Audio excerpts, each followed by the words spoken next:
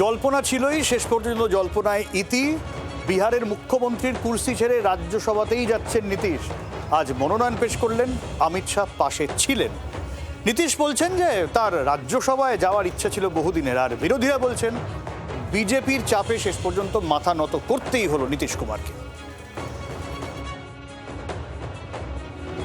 বলা হয় লালু প্রসাদের জমানায় যে দুর্নীতি আর অরাজকতায় ডুবে গিয়েছিল বিহার, তার থেকে রাজ্যবাসীকে মুক্ত করেছিলেন তিনি। 10 বার তাঁকে মুখ্যমন্ত্রী পদে বসিয়েছে বিহারবাসী। আপাতত পাটলিপুত্রের পাঠ চুকিয়ে সংসদের অলিন্দে পা রাখতে চলেছেন সেই নীতিশ কুমার। মুখ্যমন্ত্রী পদে থেকেই বৃহস্পতিবার রাজ্যসভার জন্য মনোনয়ন দাখিল করলেন তিনি। পাশে তখন কেন্দ্রীয় স্বরাষ্ট্রমন্ত্রী অমিত শাহ। এক পোস্টে নীতিশ কুমার লিখেছেন, রাজ্যসভার সদস্য হতে চান, নতুন সরকারকে তার সমর্থন রইল। বিধানসভা বিধান পরিষদের সদস্য হয়েছেন, সংসদের 2 কক্ষের সদস্য হওয়ার ইচ্ছে ছিল। বৃহস্পতিবার কেন্দ্রীয় স্বরাষ্ট্রমন্ত্রী অমিত শাহর সঙ্গে গিয়ে রাজ্যসভা ভোটের জন্য মনোনয়ন জমা দেন নীতিশ। মনোনয়ন পর্ব শেষে নীতিশের প্রশংসায় পঞ্চমুখ অমিত শাহ।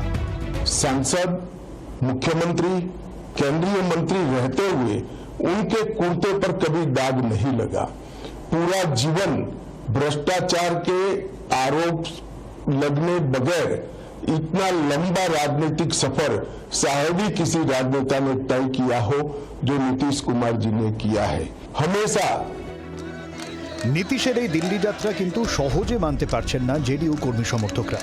বৃহস্পতিবার সকাল থেকেই পাটনার রাস্তায় নেমে বিক্ষোভ দেখান তারা। মুখ্যমন্ত্রী নীতিশ কুমারের সরকারি বাংলোর সামনেও বিক্ষোভ চলে। এরপরেই নিরাপত্তা বাড়ানো হয় নীতিশের সরকারি বাংলোতে। बिहार की जनता रो रही है, किसी ने कलहोली नहीं बनाया है। सैकड़ों महिलाओं ने, पुरुषों ने वोट किया है, हजारों कार्यकर्ता रो रहे हैं। सब लोगों ने घर घर जाके नीतीश जी के लिए वोट मांगा था, ऐसे दूसरे के लिए कोई वोट नहीं हुआ था। প্রশ্ন হচ্ছে, স্বেচ্ছায় মুখ্যমন্ত্রীর চেয়ার ছাড়ছেন নীতিশ, নাকি বিজেপির কৌশলের কাছে মাথা নোয়াতে বাধ্য হলেন তিনি?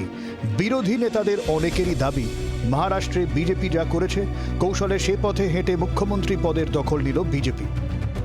चुनाव के दौरान भी हमने कई बार बोला है कि इनको ये लोग रहने नहीं देंगे। सदन में कई बार हम लोगों ने बोला है, पूरा सिस्टम जो है हाईजैक कर रखा। महाराष्ट्र में जो हुआ, सिंधे जी को आगे करके फिर जो है भाजपा ने अपना मुख्यमंत्री बनाया, तो उसी को रिफाइंड तरीके से बिहार में इन लोगों ने काम किया, काम वही किया है। বিজেপি নীতিশ কুমারকে গিলে খাবে, এটা আমরা বহুদিন আগে বলেছি, আজকে প্রমাণ হয়ে গেল।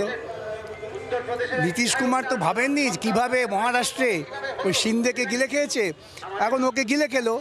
এরপর বিহারে জন অভ্যুত্থান হবে বিজেপির বিরুদ্ধে, আপনি লিখে রাখুন। বিহারে পরবর্তী মুখ্যমন্ত্রীর আসনে বসবেন কে, এই নিয়ে এখন জোর জল্পনা। দৌড়ে এগিয়ে বিহারের বিজেপির উপমুখ্যমন্ত্রী সম্রাট চৌধুরী, তবে দৌড়ে আছেন কেন্দ্রীয় প্রতিমন্ত্রী নিত্যানন্দ রায়ও।